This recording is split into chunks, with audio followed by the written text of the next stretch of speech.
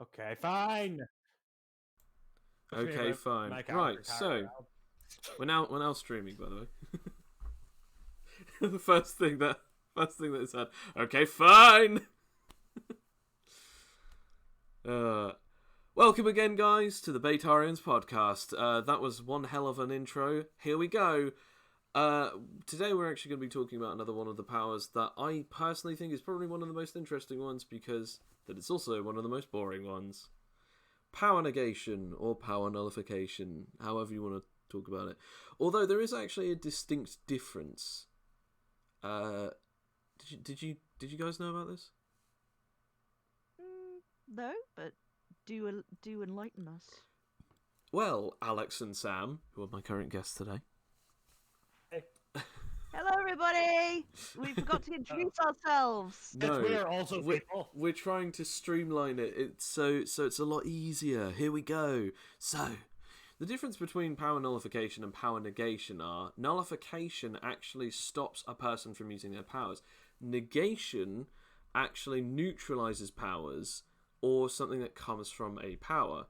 In other words, negating an effect or negating an ability, nullifying is actually only specifically more based on direct ability. So, for instance, you could negate a fireball coming towards you, or you could nullify the person's control of fire so that they can't create it.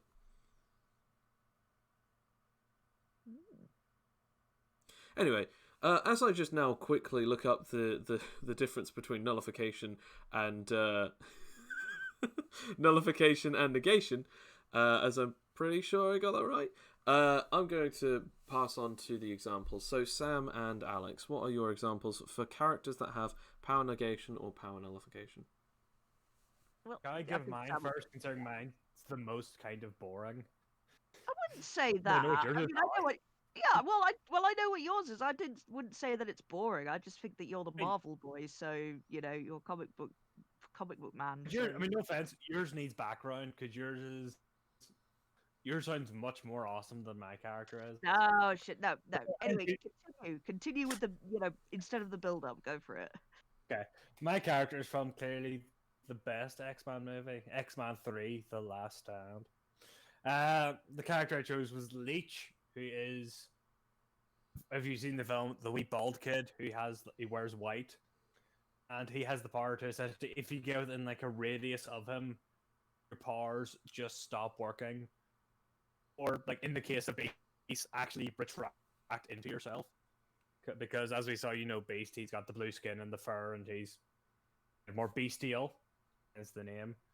He put his hand towards him, and the blue actually retracted back into his hand. They had a normal hand. I do like Leech. I'm not a fan of that movie, but I like that concept for a mutant power. How dare you? It was a great movie. No, it wasn't. Sam, stop fanboying. Your nostalgia goggles are about the size of bin lids. I should say I have seen it recently. I will admit there are points of it that aren't good. About there are many 1.5 hours worth of it is not good. No, it's not. That's reverse. But no, also Sir, I put you that it is in fact good. Huzzah! Also, he is in the comics I am changed himself as a frog-looking kid who lives in the sewer with, I think, his own kind of group of mutants, if I remember correctly, who are kind of somewhat like Beast, wherein they can't survive in the overworld because they are disfigured. Yeah, they're like the sewer dwelling mutants, yeah. It's under the cool example, Alex. No, there's more than that though. I mean, there was some cool stuff with Leech. I think it's like in House of M he kind of comes into his own because like, if anyone hasn't heard of House of M, it's basically where Scarlet Witch has a mental breakdown and decides no more mutants, and using her amazing powers destroys all mutant people apart from a handful. Potential spoilers for WandaVision just thrown up there, just in case. Oh no, I wasn't going to say that yet. But But this The is no, this is continuity. House of M. This is different. This I is a no, I different know. one. It's just that for those, I actually had a discussion with one of my housemates earlier today, and it was actually a good discussion. It was the discussion of, oh, I didn't know Scarlet Witch was that powerful, and I was just thinking, how did you not know? Like, I mean, fair enough with the Ultron and the Thanos thing. She's really strong and she's really powerful telekinetic, but like, she does have a lot of weird abilities that we still haven't seen.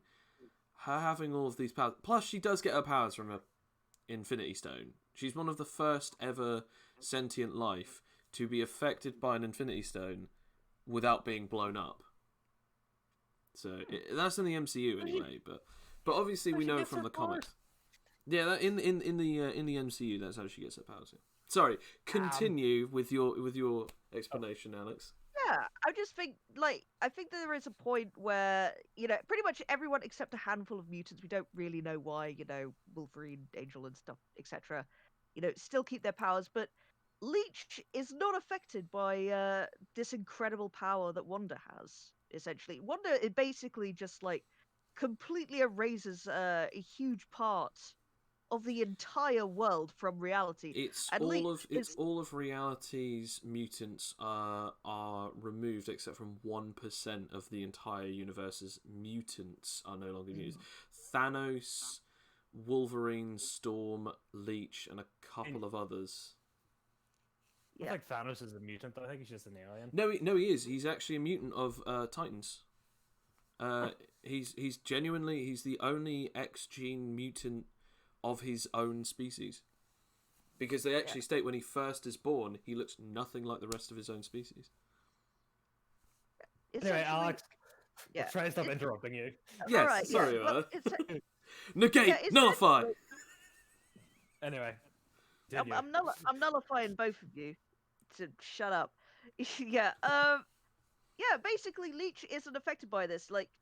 It basically turns out Leech is just not affected at all by any of these cataclysmic things, just because of the nature of their power. And they kind of, even though they are kind of like a very, very small part of the entire story, they kind of become, the key to maybe getting mutants to back and to maybe defeating Wanda, because none of the powers work on him, nothing at all. Even this this godlike power, it's the nature of my power is nothing can affect me, everything is nullified around me. So, and that's actually where we go into what I was saying earlier, because I actually have just looked up the difference between nullify and negate.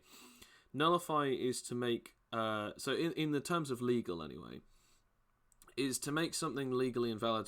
To negate is to deny existence, evidence, or truth of, or to contradict.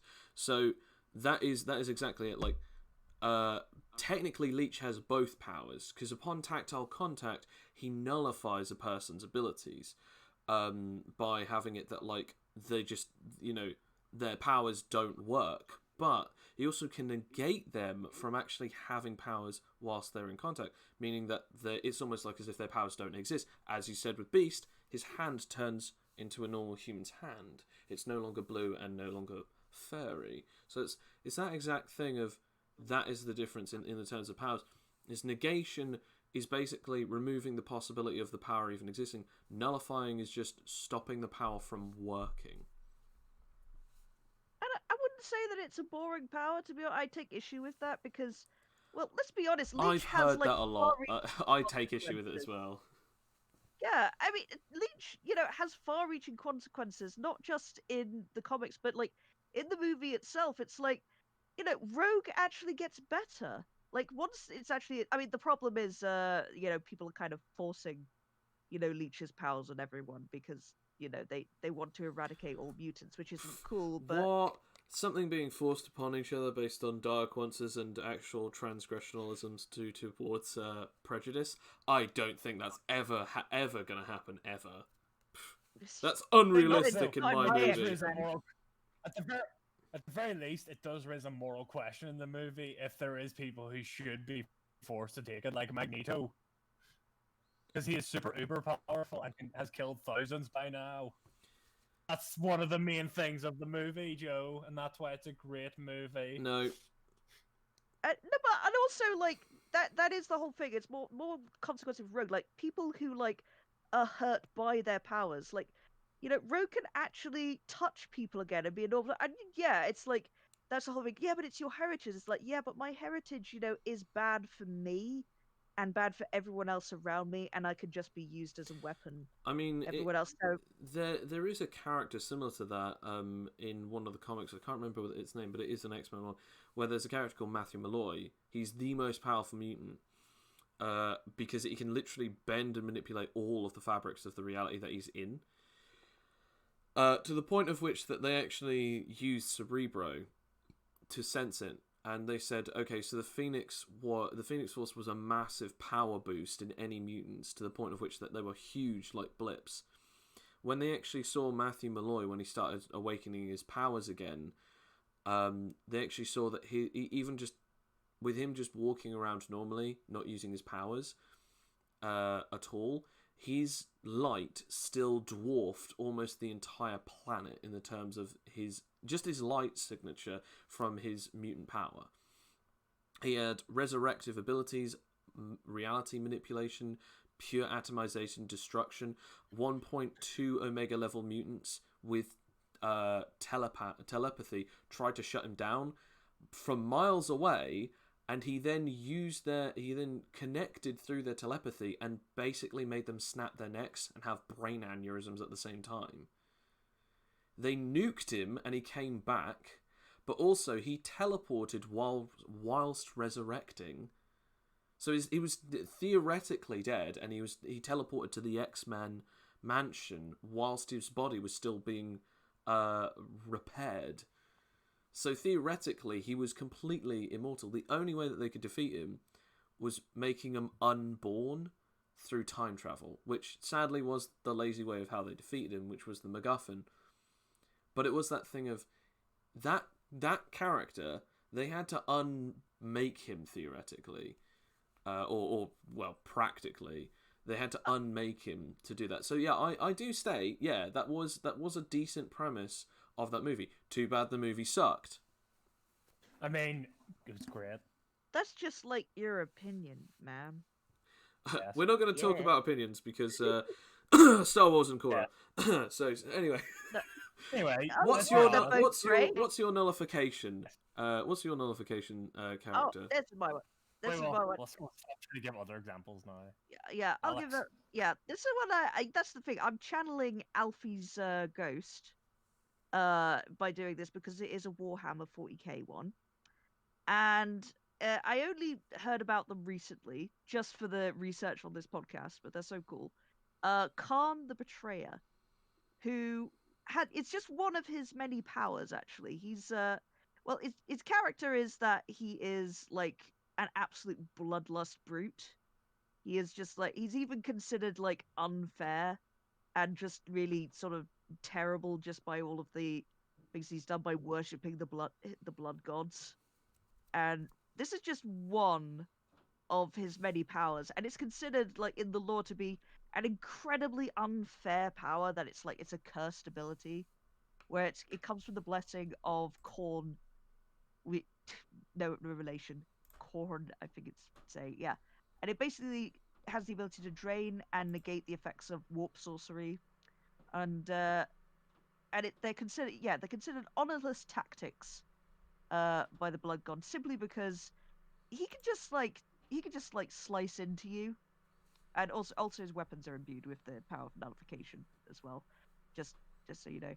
And he can like nullify anything, and it's essentially like stealing your entire armory. And it's particularly interesting because that nullifies also immortality. So you can kill immortals. He has killed immortals with this power, because it nullifies the immortality just enough time for them to bleed out, and then, well, when the time when their power would reactivate is just, well, it's useless. They're dead.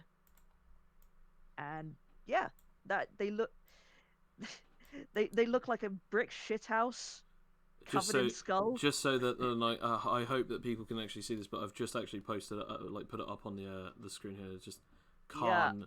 Yeah. It like most of them usually have like weird names. Does he have like a secondary pseudonym or? well, he's called. It just says Khan the here that he's Betrayer, did like you say? Khan the Betrayer. Yeah, that's it. So yeah, Because yeah, that is terrifying. I love as a massive fan of nullification in general, I absolutely adore the art and the concepts behind nullification in general as a power. But I do like the idea of it's like it's a really boring power. Yes, it might seem that way on the surface, but if it can do stuff like, oh, it nullifies all magic.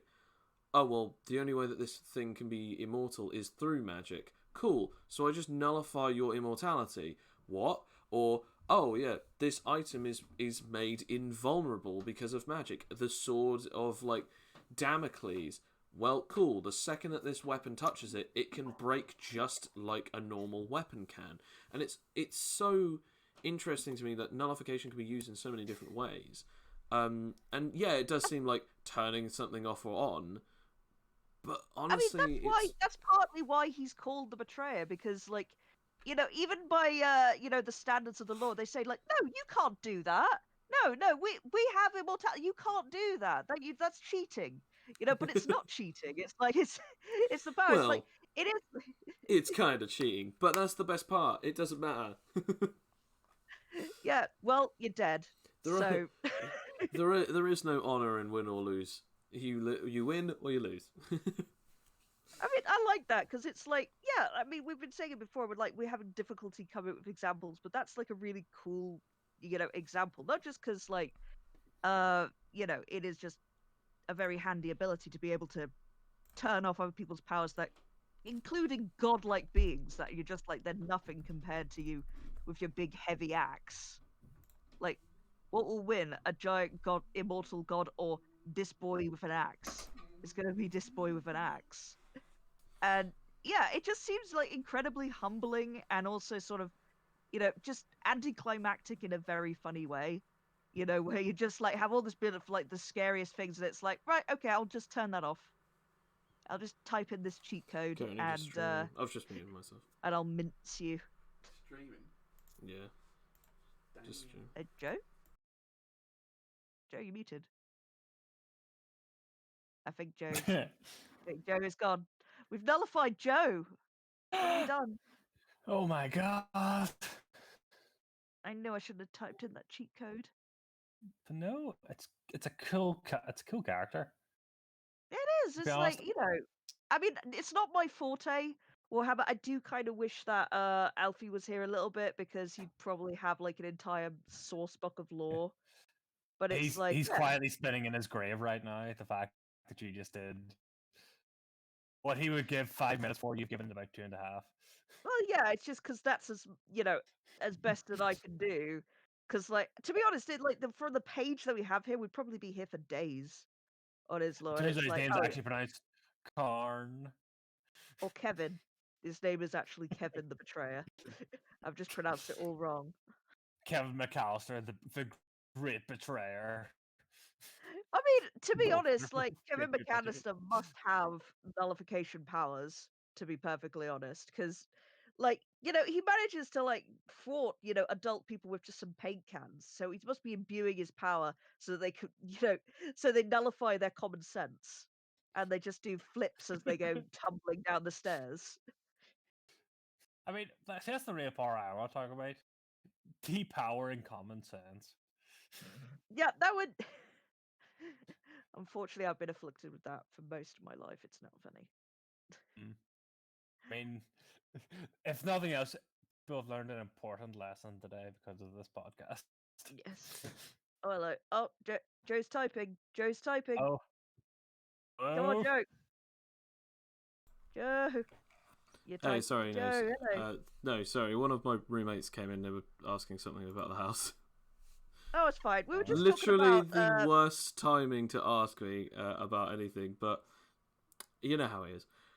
Yeah, but yeah, I mean, who could say really about any particular abilities that are any better than each other when they are about nullification? But as I've seen before, as you said with Leech, and as you've said with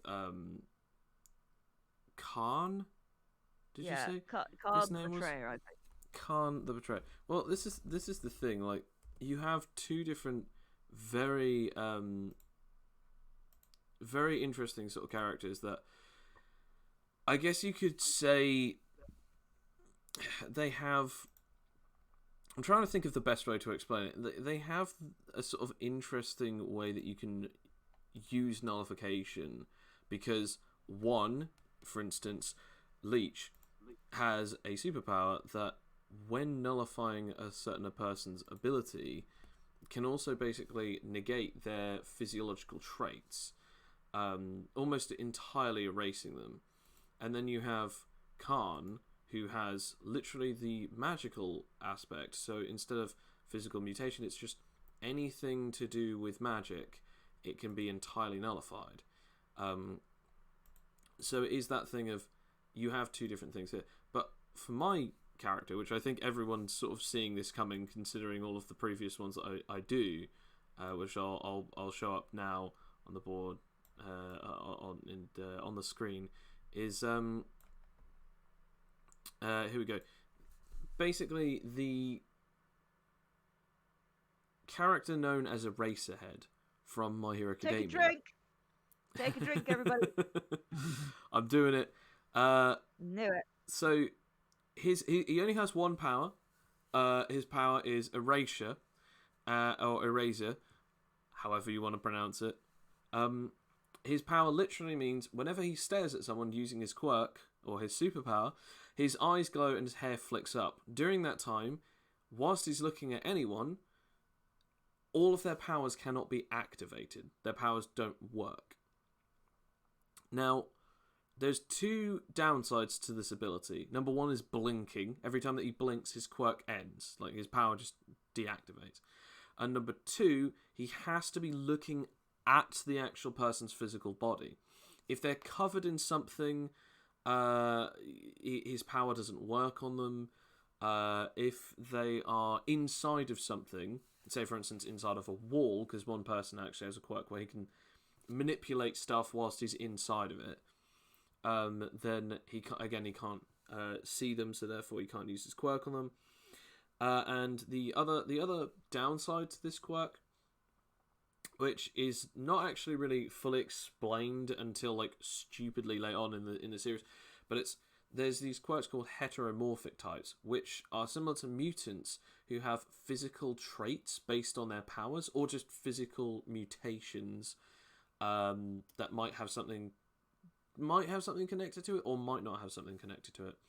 And basically the way that it's stated is, you cannot change heteromorphic type powers. Meaning that if, say, for instance, someone's their body is entirely frog-like, or they have a tail or new extremities, he can't nullify the usage of them, nor can he just like nullify them and then they just don't exist anymore.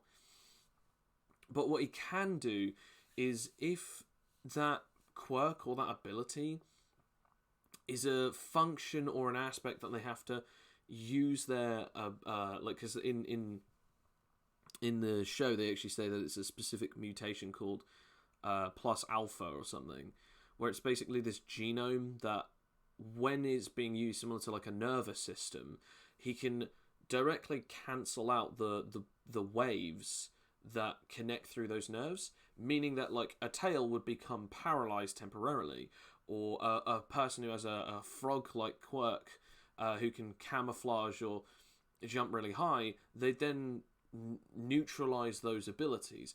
But if they're like, say for instance, have permanent hardened skin and like multiple arms, he can't neutralize those. He could potentially neutralize any extra abilities that would be on top of it, but he wouldn't be able to do anything further than that.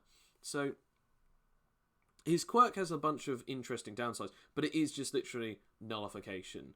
It is just, he nullifies a quirk, he stops their powers from activating, he doesn't alter it like as if they never had powers at all.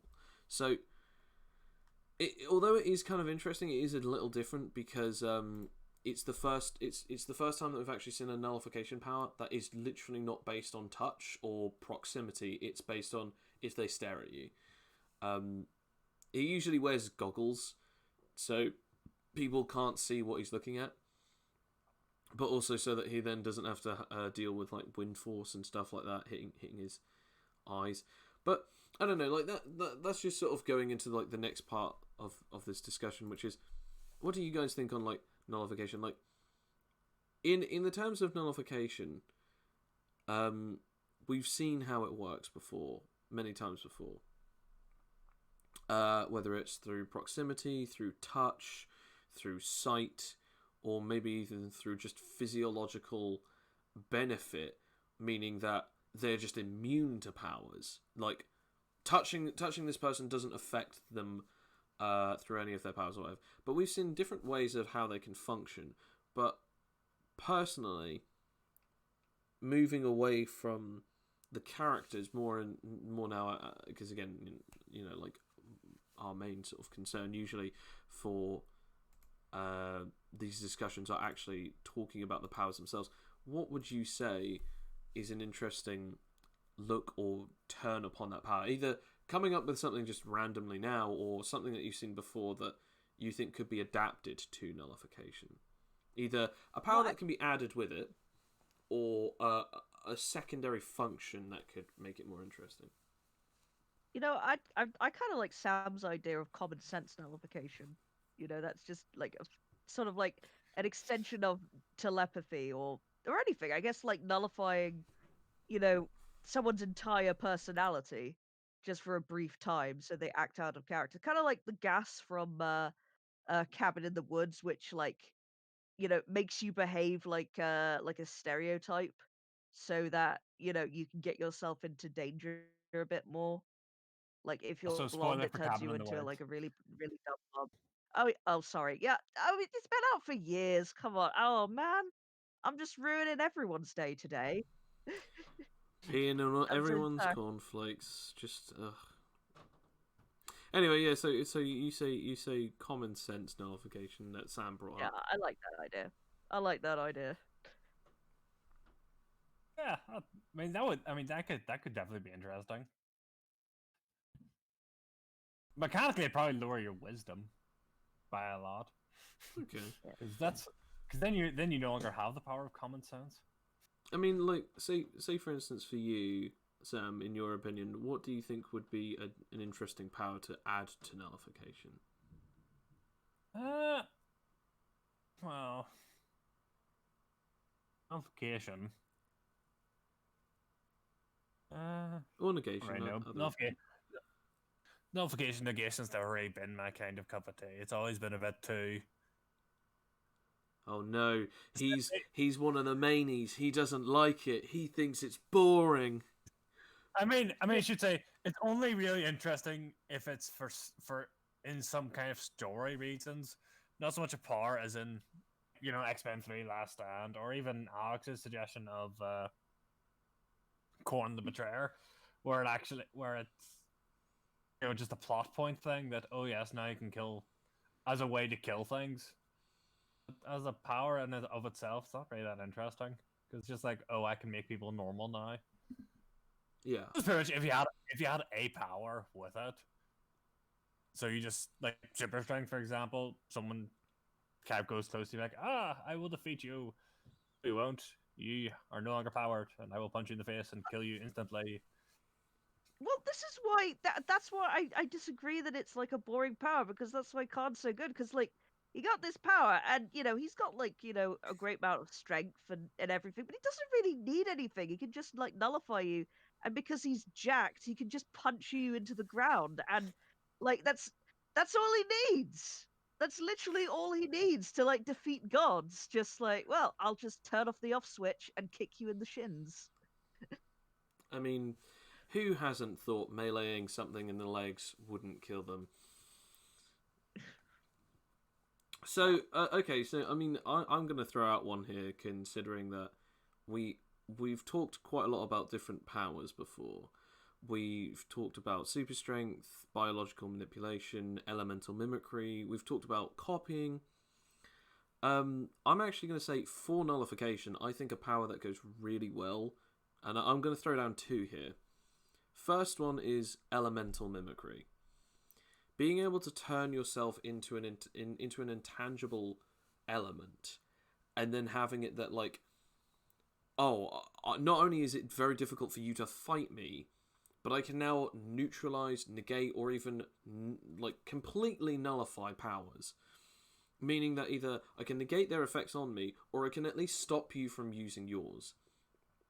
Now you have to deal with this guy who's made of fire, or light, or electricity, or steam, whilst also without the main key component of your abilities. It's similar to like if you were to have to fight something that was made out of slime in D&D, that then also stole all of your magical items and then emptied all of your spell slots. And it's like, now fight me with zero magic, basically. I mean, obviously cantrips, but I'm talking more about, instead of emptying them, like literally just stopping pattern magic from working in general.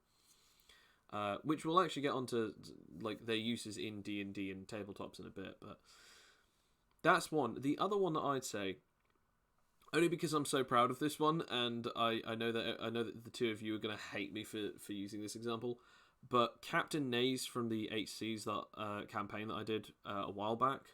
Oh, I don't think that's a bad example at all. I like Captain Naves. He's a very chill dude that can, kill you in an instant.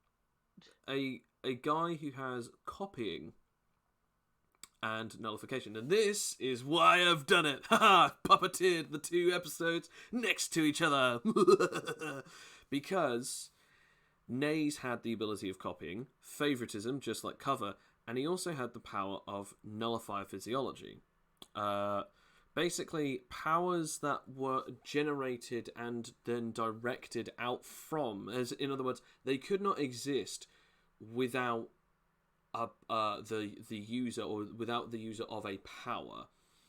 Any of those kind of powers that directly come from a user and hits a nullifier physiology type does not work on them. It happens as if that power or that attack or that ability or that effect doesn't exist on them.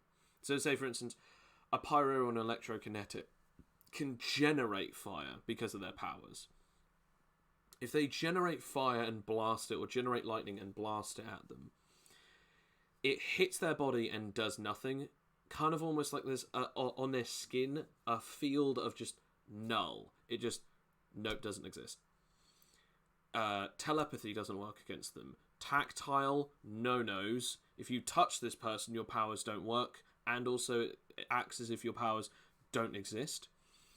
You can't use your powers while holding onto them, and most powers that generate from you cannot affect them. The only way to affect them is having a power that allows you to control something, or allows you to manipulate something that already pre-exists in the world. Say, for instance, telekinesis, or aerokinesis, or hydrokinesis, something where you can manipulate an object or a physical thing that is of the world originally, something that isn't generated from nothing. I mean, so technically pyrokinetics and electrokinetics, if they could find electricity and find some fire, they could grab that and throw it at this person, and it would then work. But if they're generating it from nothing, then it won't work. Now, the reason as to why I bring this up is because his ability is a special technique. It's a unique attribute called Overwrite, as he was originally known as a villain known as Overwrite. Upon touching someone, he would nullify them, but he would then copy them. He would copy their original power before nullification, and then they'd be nullified. The amount of time that he is copying their powers is the amount of time that they are nullified, meaning as if they have no powers. He can then touch another person and copy, but then nullify their powers. But this is when his special ability would work. He would then nullify their power, give them the previous power he copied, and then copy their original power. Say, for instance, a person has super strength, and then another person has electrokinesis. Touches the first person, gets super strength. That person is now nullified. Touches the electrokinetic, he now has an electrokinesis, but then gives this person super strength. Now, one person has to deal without using their power, and the other person has to deal with this whole new power that they've never had to fight with before. Meanwhile, Naze has now taken the power that he specifically wants, like electrokinesis, and messed up two people's fighting styles entirely. And thanks to favoritism, he can choose whatever power he currently holds as his current favourite, meaning that, as we've seen with Cover, he can basically have it for an infinite time limit. So potentially he can permanently nullify someone, there go messing around with, or stealing a person's powers until either he himself is nullified, or he is forced unconscious, or he releases his ability. Until then, everyone caught in that after effect is then affected with not only the first person being nullified, but everyone having their powers overwritten by having their new powers.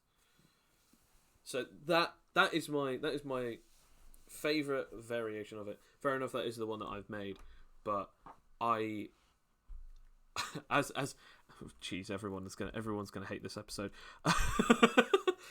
Oh no, go on. It's the reason I built it is because I'm such a massive fanboy of superheroes and superpowers and special abilities, and it's why we do these podcasts, and it's why I built the Animite Tales in the first place, because fiction and fantasy obviously, amaze me to this day about storytelling, but even more so it's about how someone can think in this alternate version of something. How can physics be altered? How can biology be changed? How can chemistry be manipulated to be used in this way to such a massive extent where we state even a power such as simple as the power is just simply stopping powers from working. That even that to me is so fascinating.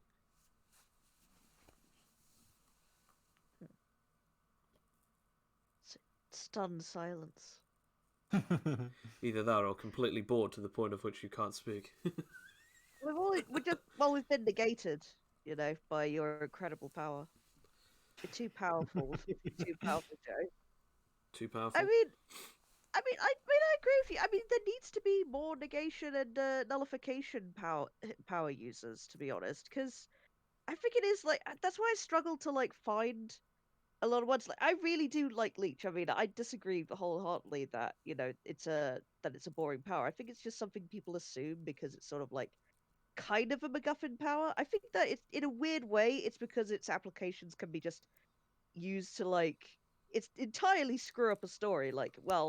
Your entire character is getting rid of is doing this amazing power. Nullification character comes along and it's nope, defeated you.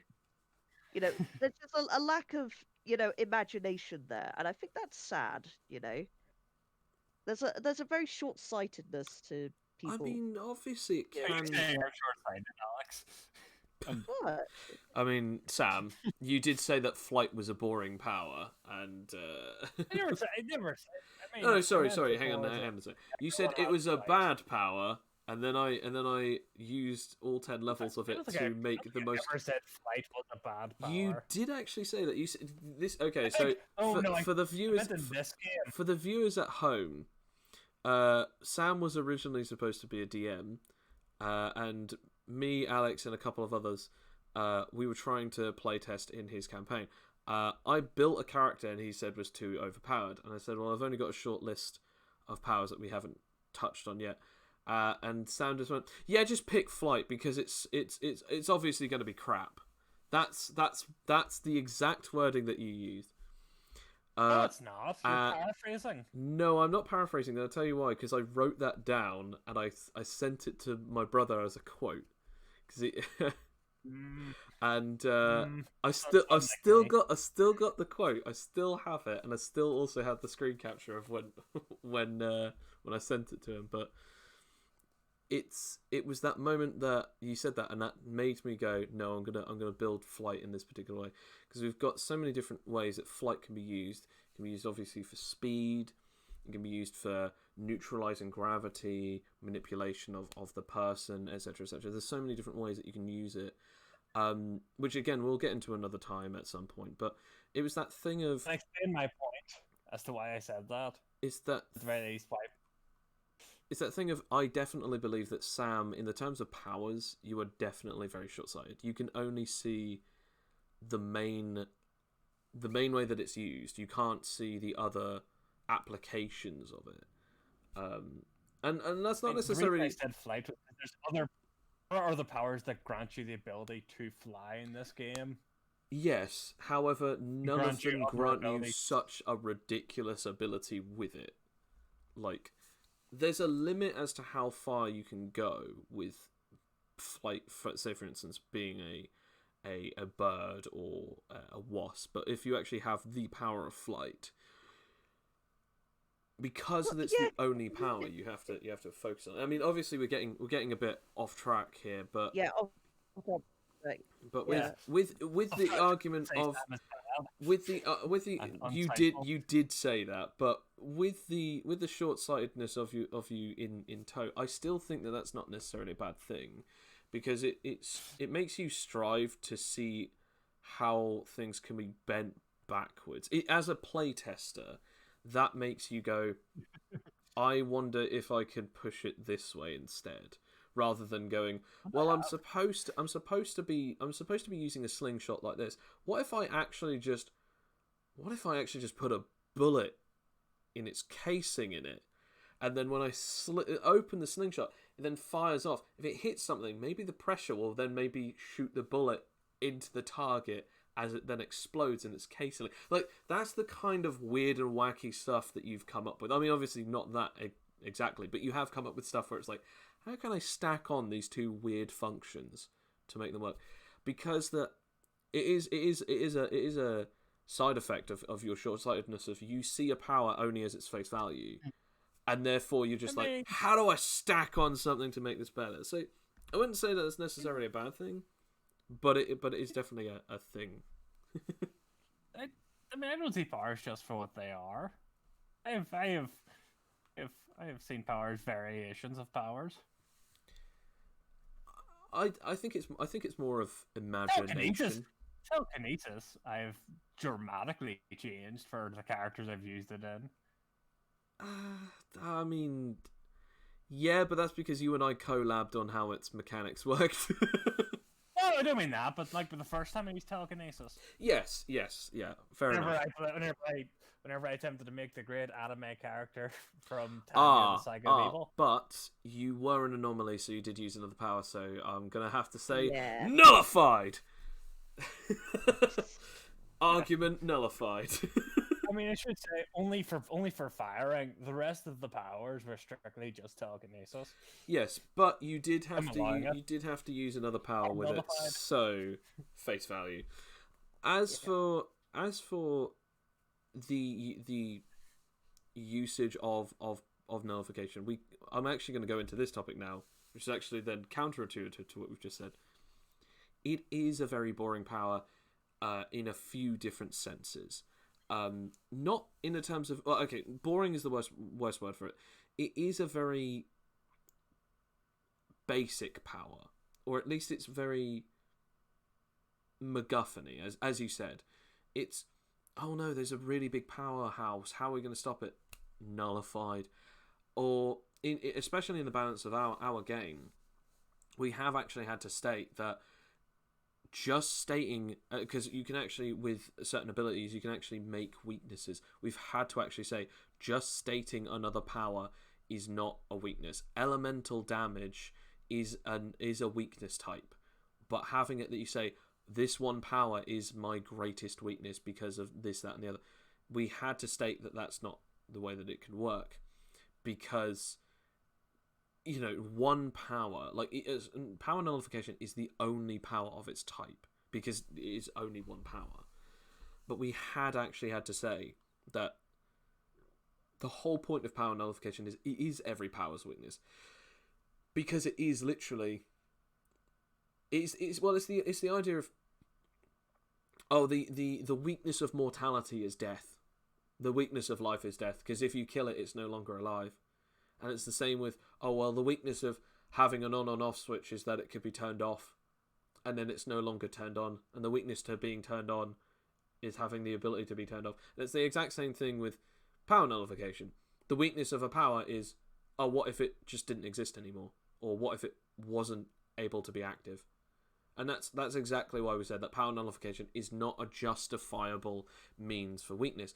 It is, however, stating that when a power is nullified, it operates in this way. So it's not stating that nullification is its weakness. It's stating when nullification happens, what are the negative effects that last in the short and long term of the power. For instance, stockpiling powers, or for instance, like copying and photonic absorption and kinetic absorption and stuff like that, like where they have a stockpile of either powers or abilities or an energy source. We state that when you nullify them, that person who held onto all of those abilities, they're gone. Even after nullification is over, they don't have that storage anymore because it empties the storage. So it is a very MacGuffin-y power. I definitely have to say that. But what else could you say that was bad about it? Because we said a lot about the good about it and how it's been used in stories and mechanically, but if you could name one thing that was bad about it, either mechanically in any game, this game or any game, what would it be? Or even in a story, but bad thing. Actually, I think that it's like, well, it's not necessarily a bad thing, but it is sort of like I said, an anticlimactic thing. It's sort of like a story breaker thing where it's like, it's not as flashy as your powers. Like, it's not really, I mean, unless you couple it with other abilities, like being like strong, or being like, a really skilled, weapons person. It is pretty, not flashy at all. It's like, aha, I have an amazing lightning abilities and I can float metal and stuff, and like, what can you do? Well, I'm here. You just walk into a room and it's like, okay, all of the really cool stuff that's happening around you just stops.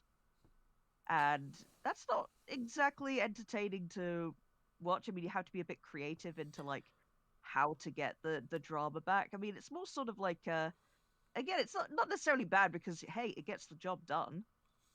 But yeah, But it is anticlimactic. I don't know. I say it this way: so you've got 4 people in your team.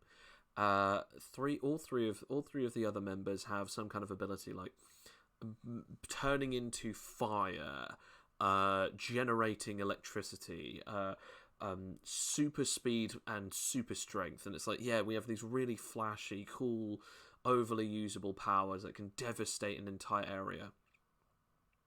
And you've got this one guy who just has no abilities whatsoever. It's like, oh yeah, I have basic hand-to-hand combat. I'm pretty good at fighting. I can use a weapon fairly well. And it's like, yeah, but against a superhuman, what are you going to do? It's that moment where the rest of the 3 are having to fight somewhere else, and this one character who has no powers walks into a room, and everyone else has special abilities, superpowers, invisibility, light manipulation, super speed, super strength, energy manipulation, to the point of which they can manipulate kinetic energy and all this stuff. They walk in, all their powers stop working. That sudden tension that these people realise that their one thing they had above being a normal person is now gone. That is scary. And it also just instills an existential sort of crisis. It's like, okay, without our powers, we are effectively not useful in this fight. Like, we need to find something else to prepare for this. And if you're not prepared to be, completely disarmed, then you're kind of in a lot of trouble, really. You kind of like, you feel like a real fool, that you've brought like a knife to a gunfight, essentially. Exactly. I mean, Sam, do you have anything? I mean, yeah, because that also works on your friends if you're near them. Oh, yeah. Just everyone just walks into the room. Not only are the enemies, but also your friends. They're just, okay, well, we're all useless now. None of us can do indiscriminate anything. abilities. Yeah. Also, mostly because if we're doing villain teams, most of the time they tend to have at least most of them. Yeah, like they tend to have at least one robotic person, or at least someone in a mech suit, like like Lex Luthor or I mean, Iron Man, like one of the many Iron Man clones. could we go a little And then further than that and say it's either that or at least someone who doesn't rely on their power because their power Someone is uses so magic. mundane. uses like a power that can't be nullified. Like, so Yeah. if someone has power nullification, and then 'Cause someone has magic In My Hero that isn't Academia, nullified, they then kind of have something similar with that, where there's a guy who can. Because this is kind of interesting. They have this moment where there's a guy who can. He's like a lizard-looking dude, and he's very strong, but they turns out that that's not his quirk. Because later on, they find out that his quirk is wall clinging,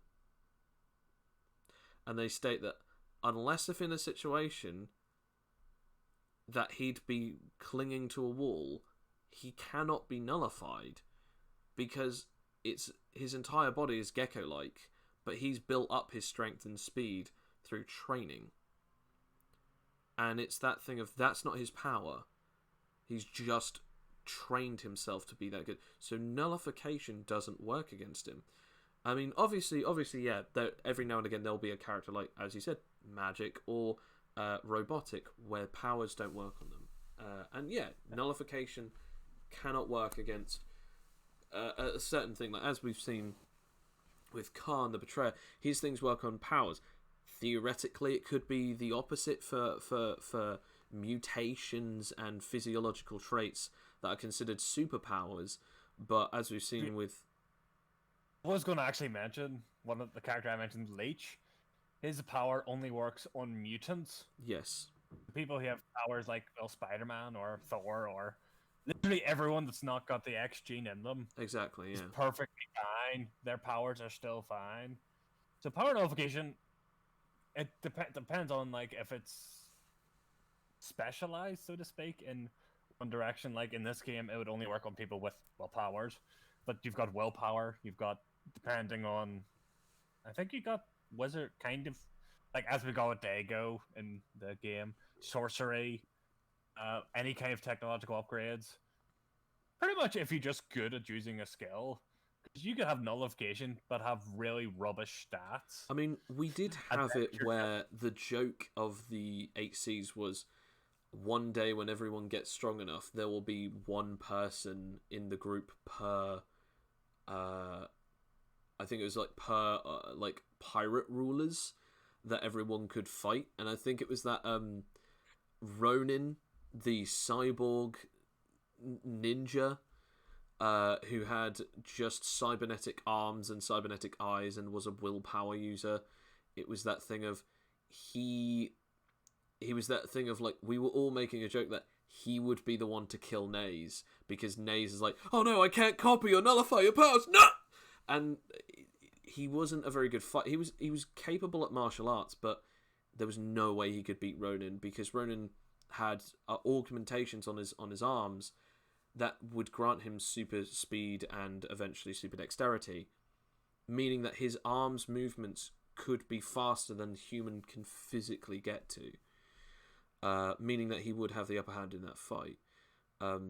So I mean, yeah, as you said, if you're depending on what your power can nullify and negate, you might be stuck in this situation of even then, as we go back to Alex, the existential thing of without your powers, what are you?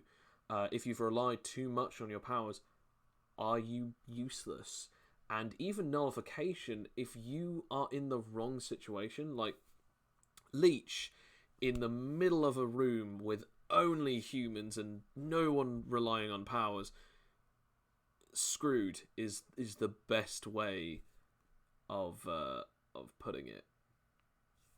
I mean, that's why it was kind of a dangerous thing. This was like the trump card that the anti-mutant humans had because they could overpower Leech easily, like just with strength. Like he's just a little kid, whereas like the Juggernaut walks into the room and it's like, oh no, what do I do? Which I'm You still know, not and it's happy the with, because Juggernaut. again, Juggernaut isn't a mutant. I mean, in this one, he is. In the films, he is. I mean, it's the same, Which it's is the the same way in the worst reason why. same way in the MCU. As you said, apparently Scarlet Witch gets her powers from Yeah, the yeah. Infinity Stones, even though that's not in the comics. Yes, that's not in the comics because she is actually a Just mutant vaguely stupid. who has very, very ridiculous powers. But in the MCU, they didn't have mutants, and they wanted to bring Quicksilver and Scarlet Witch in it, even though they kind of didn't want to keep Quicksilver in it. Spoilers. Or not is perfectly acceptable to be a mutant because it makes sense. As Yes. opposed to having a giant gem based on a god of immovable objects that grants him power. I love Sitarak. Yes, but it wouldn't work in a film. No, it wouldn't. No, you're absolutely right. Well, it could potentially work in the MCU, considering they've done that kind of stuff. But yeah, it couldn't have worked there. It could not have worked there. So it's good. It's a good So, film. Thank you for I'm not happy with the fact that he is a mutant, because everyone believes that he is a mutant because of that film. But at the same time, I can at least get behind why they chose to do it, because it would have made the film, which is already a mess, more messy than it already would have been. So yeah, I can get behind that at least. I mean, don't get me wrong.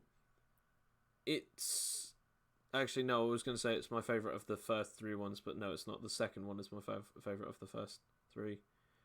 Only because they had Lady Deathstroke and they ruined her, but it was just an interesting fight.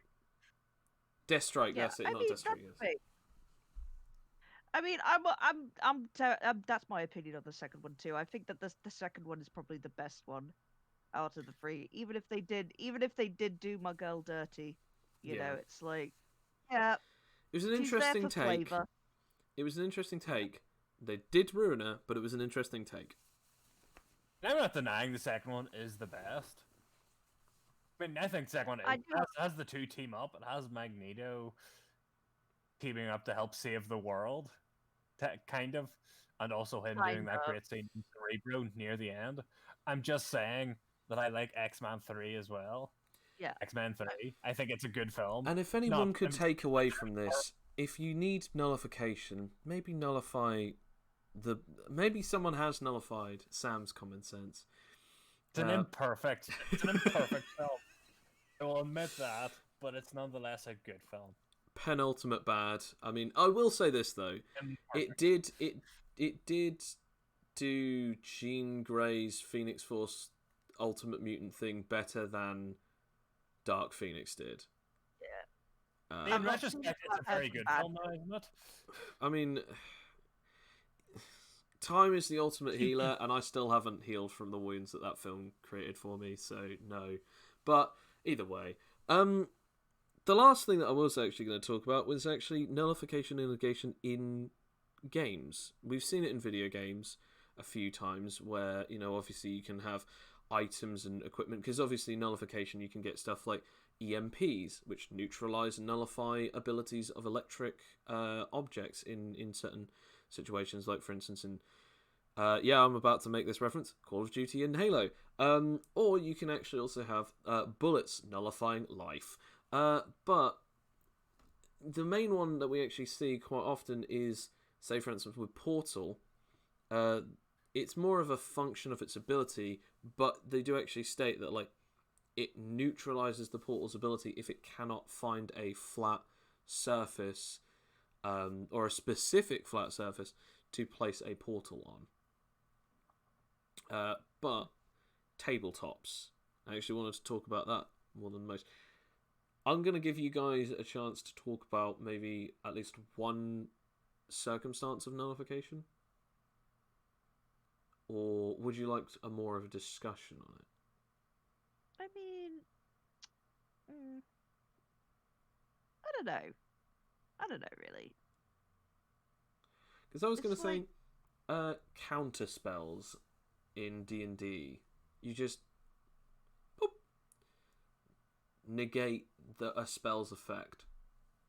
Yeah, that's traditional nullification, because my instinct for my immediate thought was silence, and silencing spells and stuff. But that's kind of more of a.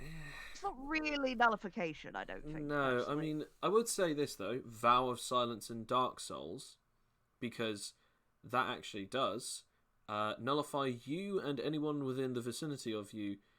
Like it nullifies you from being able to use magic temporarily. And hot tip if you want to use a spellcaster who uses dark hexes, Vow of Silence also works against almost every and all spellcasting characters, including the bosses.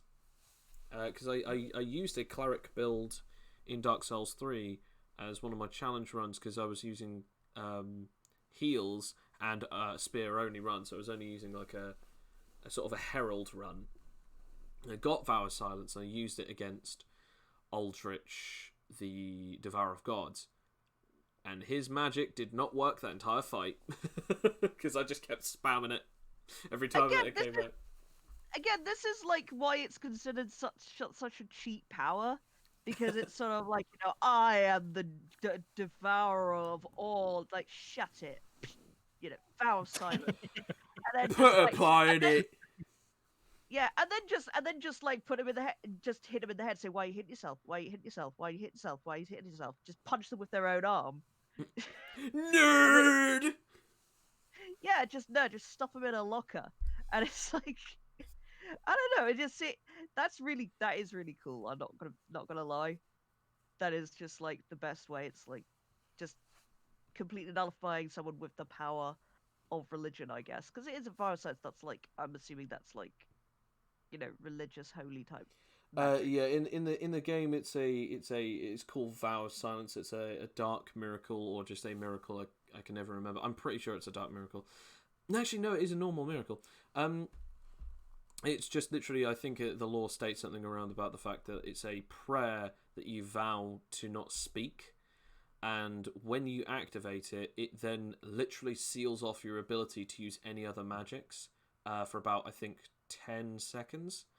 But during that 10 seconds, no one else within the proximity of the spell can also use it. Downside, it also affects your friends, because it affects everyone. On the bright side, everyone is affected. On the downside, everyone is affected. Well, you just have to have good melee builds then, or You're looking. So- You're looking at the guy who literally named a character Unlucky and then made him just pure strength just for the sake of it. Super strength build. Here we go. Can't hit that. Can't hit this. I just realised I can mention the great Dr. Insano now. Go on then.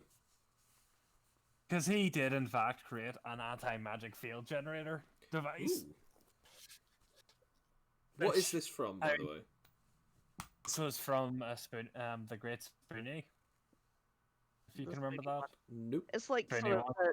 Oh yeah, what's like the nostalgia critic sort of days, Channel Awesome sort of thing. It's a It was- character. Online personality, essentially. He created a character called Dr. Insano, which was like the kind of like personification of all mad scientists that we've seen.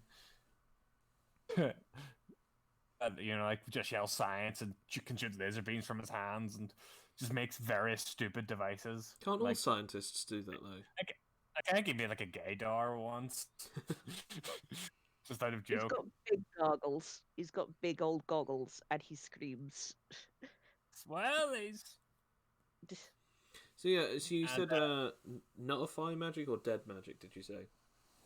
I made an anti-magic field generator, so essentially while you're inside the field, you can't do magic. See, that's Because science that's does cool. that. That is cool.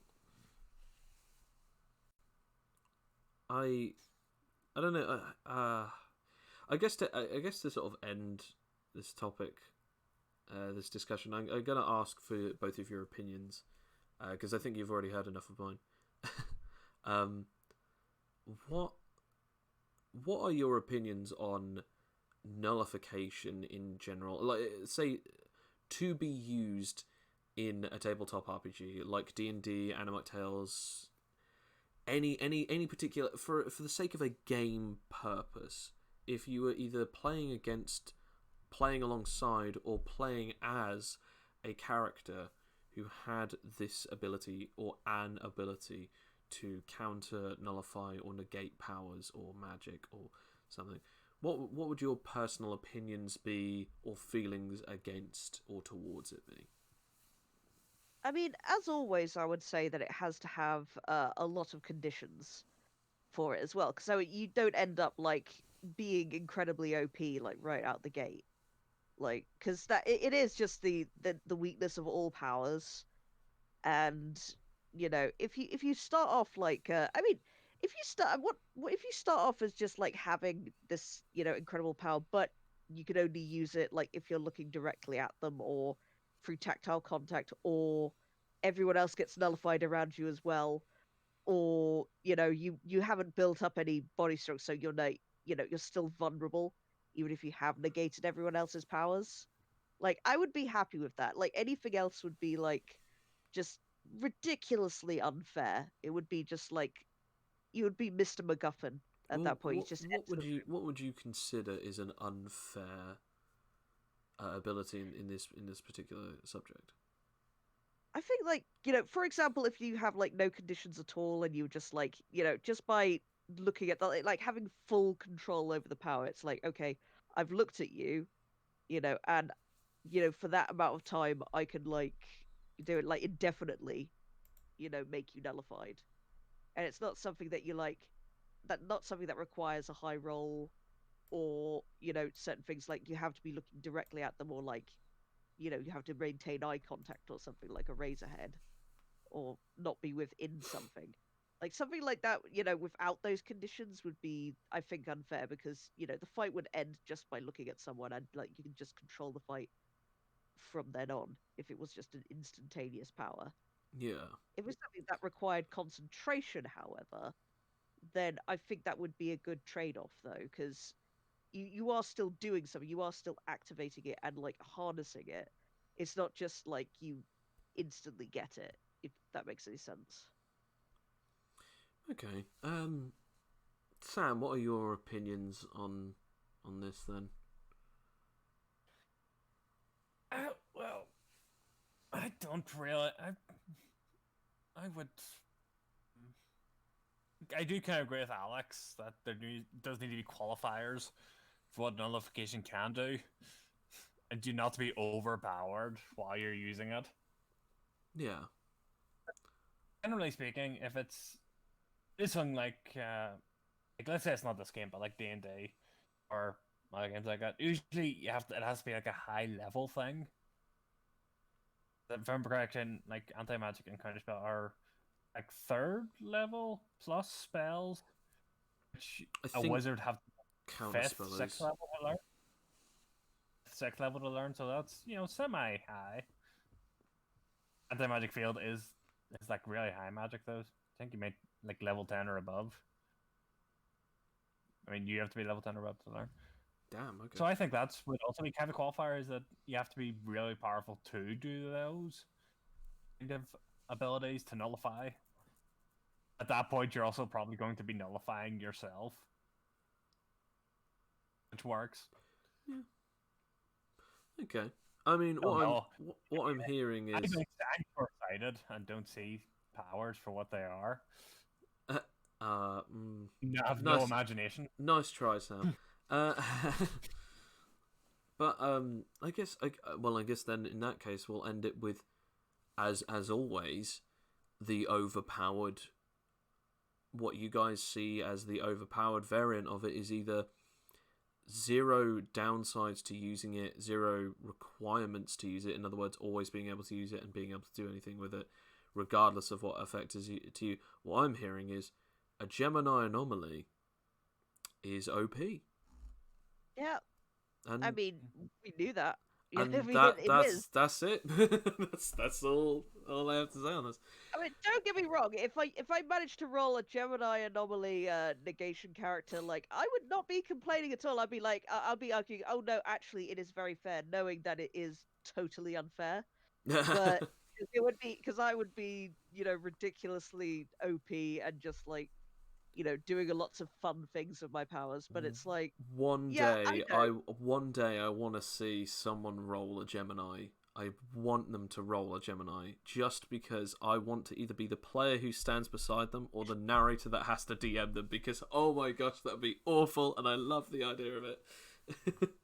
Well, this is why we have the requirement of that it has to be randomly rolled, because There's and then it's extra special that way as well, because it's just yes. so unfair. I mean, it kind of goes into a lot of things. I mean, maybe at some point we'll talk about them, but for the time being, I think this actually does draw a close to this episode. I don't think I have anything else left to say on the subject, unless if either of the two of you do.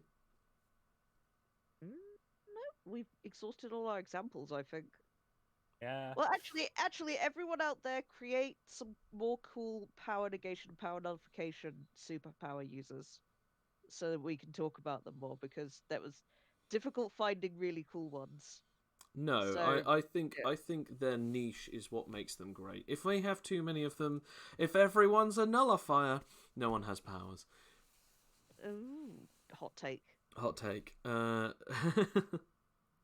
So, guys, thank you once again for listening to our podcast.